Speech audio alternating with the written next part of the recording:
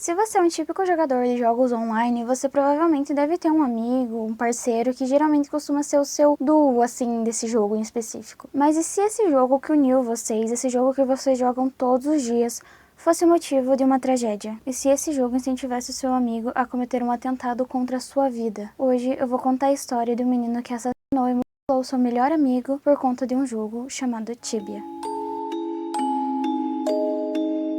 Olá, tudo bem, curiosos? Eu me chamo Melanie e esse é o Mel e Mistério, canal onde contamos casos criminais e mistérios não resolvidos que aconteceram aqui no Brasil. No caso de hoje, eu vou citar alguns assuntos que podem ser perturbadores para algumas pessoas, como assassinato, abuso sexual e mutilação. Então, se você é sensível a algum desses assuntos, eu peço que você saia desse vídeo agora e vá assistir o vídeo anterior que eu fiz, que é um pouco mais leve. Então, bora pro caso. Gabriel Kuhn tinha 12 anos na época do crime e era considerado pela grande maioria das pessoas como um jovem tranquilo, reservado e educado, o que contrastava bastante com seu amigo Daniel Petri. Daniel tinha 16 anos e era considerado pela grande maioria das pessoas como um jovem agressivo, irritado e instável. Porém, após o crime, a família do Daniel rebateu essas afirmações, dizendo que Daniel era tranquilo, educado e introvertido. De acordo com eles, não tinha nenhum sinal aparente de transtornos mentais. Porém, em contrapartida, foi descoberto que a própria família do Daniel tentou submetê-lo a tratamento psicológico diversas vezes. No começo, ele até ia para as consultas, porém, precocemente ele abandonava o tratamento. E até dentro da vizinhança existiam rumores sobre a instabilidade de Daniel. Apesar disso e da diferença de idade, Gabriel e Daniel eram muito amigos e pareciam ter uma relação de amizade muito tranquila e muito natural e saudável. Os garotos, além de amigos, eram também vizinhos. Eles moravam na mesma rua, faziam parte do mesmo grupo de crianças da vizinhança e da escola. Daniel frequentava muito a casa de Gabriel e convivia com a família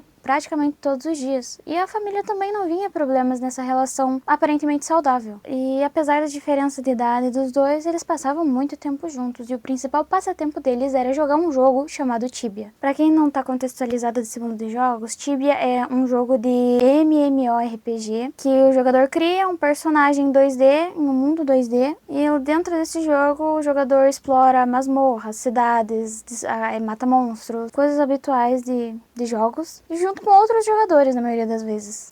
Inclusive, pelo que eu entendi, ele é muito parecido com Albion Online, aquela propaganda que a gente sempre vê no YouTube. E assim como a grande maioria dos jogos, o Tibia também tinha uma moeda de dentro do jogo, o que mais pra frente teria sido teoricamente o motivo do crime. 23 de julho de 2007. Por volta das 8h30 da manhã, os dois estavam jogando na casa do Daniel. E eles estavam sozinhos, o que era muito incomum. Geralmente sempre tinha um adulto dentro de casa, alguém ali junto com eles. Os pais do Gabriel estavam trabalhando, o irmão do Gabriel estava numa consulta odontológica e a mãe do Daniel tinha ido visitar uma amiga. Inclusive, quando a mãe do Daniel foi contatada sobre o crime, ela estava sob efeito de tranquilizantes. Por volta das 9h30 ali, o Daniel ele liga pra mãe e pergunta que horas que ela vai voltar. Eu achei meio estranho, pra mim parece que ele estava já premeditando o crime, mas isso é opinião minha, eu não li isso em nenhum lugar, eu só achei estranho. E minutos depois da ligação, ele empurra o Gabriel e o Gabriel acaba ficando desacordado. O Daniel pega ele, leva ele pro quarto e abusa sexualmente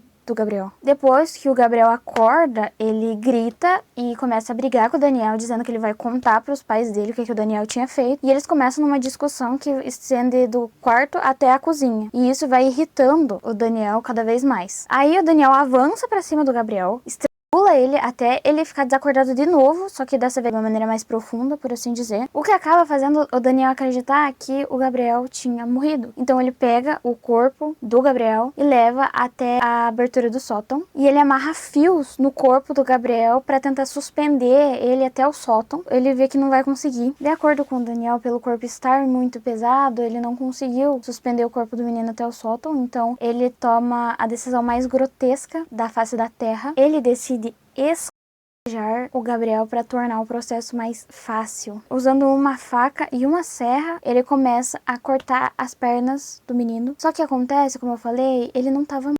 O Gabriel acorda no meio desse processo. Quando ele se depara com um amigo dele cortando as pernas dele na frente dele, ele começa a gritar, desesperado, pedindo socorro, implorando por ajuda. Só que não dura muito tempo porque, por conta do choque, ele acaba desmaiando de novo. Depois disso, o Daniel ainda tenta esconder o corpo do Gabriel no sótão, mas ele não conseguiu e, por fim, ele só simplesmente desiste e deixa o corpo lá. Lá, mais ou menos por volta do meio-dia, Guilherme Kuhn, o irmão do Gabriel, volta pra casa e percebe que a porta porta tá trancada, então ele se dirige até a casa do Daniel, porque geralmente é onde o irmão dele estaria. E quando ele chega lá, ele descobre o corpo do seu irmão, se desespera, começa a correr enlouquecidamente pelas ruas pedindo socorro, pedindo ajuda, e muito rápido as autoridades são acionadas. O Daniel foi capturado ainda dentro da casa dele em um estado de ansiedade e agitação extremas. As imagens do corpo da vítima foram registradas por uma testemunha que estava na cena do crime e posteriormente foram vazadas na internet, o que é uma gigantesca falta de respeito com a vítima, e posteriormente um inquérito policial é instaurado para investigar quem são os suspeitos por trás do vazamento das fotos. No começo foi investigada a possibilidade do Daniel ter tido um cúmplice. Essa teoria surgiu por conta de um boato que tinha na vizinhança e também por conta da gravidade do crime, porque um moleque de 16 anos fazer isso com um amiguinho de 12 é tipo assim, absurdo, é muito difícil de acreditar. Só que a hipótese foi descartada por conta das investigações policiais que houveram depois. Uma das primeiras oficiais a chegar na cena do crime foi a Rose Serafim. De cara, assim, quando ela chegou, ela já desconfiava da questão do abuso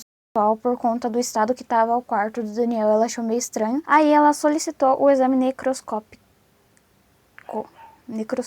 Perdão, essa palavra é muito difícil, eu tenho a língua presa. E, por incrível que pareça, foram constatados 2 abusos sexuais, um tendo acontecido antes e um depois o falecimento do menino. E também foi constatado que o motivo da morte foi hemorragia, provavelmente por causa de sangramento ali na região onde foi amputada e tal. De acordo com o Daniel, o motivo do crime foi que ele teria emprestado moedas dentro desse jogo pro Gabriel e o Gabriel não queria devolver. Ele confessou o assassinato, porém ele negou os abusos sexuais e usou como justificativa, olha só que interessante, a sua sexualidade. Inclusive nessa época, né, 2007, essa questão da sexualidade também era um tabu, então é provável que ele também quisesse esconder isso por conta do tabu da época. Eu acho impressionante o moleque tá mais preocupado em esconder a sexualidade dele do que ele ter uma criança de 12 anos. E ele também frisou que o ataque tinha acontecido por conta de uma discussão que tinha tido dentro do jogo. Só que esse vem o grande plot twist dessa história, que a maioria das pessoas não fala. Essa foi a história que ele contou e foi muito repercutida na mídia naquela época, porque todo mundo queria culpar jogos e videogames. Inclusive eles tentavam simplesmente tirar a culpa das costas dos outros, usando como justificativa da agressividade das pessoas os jogos. Sempre foi assim. E isso repercutiu muito na época. Só que a verdade é que esse não foi o veredito policial. Eles afirmavam que o motivo do crime da morte do garoto teria sido o abuso sexual e não o jogo em si. Acontece que esse caso foi contado desde o início de uma maneira muito sensacionalista, porque vamos concordar, chama muito mais atenção um assassinato porque uma pessoa se estressou com o jogo, que não é comum, do que um abuso sexual, que acontece literalmente todos os dias no Brasil. Fica aí uma informação que a maioria dos canais não trouxe ao contar sobre esse caso, mas eu trouxe. No dia 6 de setembro de 2007, 45 dias depois, pelas minhas contas, do crime ali, o Daniel recebeu a medida socioeducativa mais rígida permitida pelo Estatuto da Criança e do Adolescente, que é de 3 anos de internação. Aí ele foi transferido para o Centro de Atendimento Socioeducativo de Lages. E em 2010, com 19 anos, ele simplesmente foi liberado depois do cumprimento integral da sua pena. Desde então, o paradeiro do Daniel é desconhecido porque o processo tramitou em segredo de justiça, então a gente nunca vai saber para onde ele foi. Eu nem sei se ele mudou de nome ou não encontrei essa informação, enfim. Esse caso é extremamente pesado, além de triste, obviamente. É implausível pensar como ele se sentiu nesses últimos minutos de vida. Esse foi o vídeo. Se você gostou, curte, comenta, compartilha e se inscreve. Se você quiser me seguir nas minhas outras redes sociais, eu ficaria muito feliz. Eu juro que eu sou uma pessoa muito legal. Então, tranquem bem as portas, fechem bem as janelas e tomem muito cuidado para que o próximo caso não seja sobre você.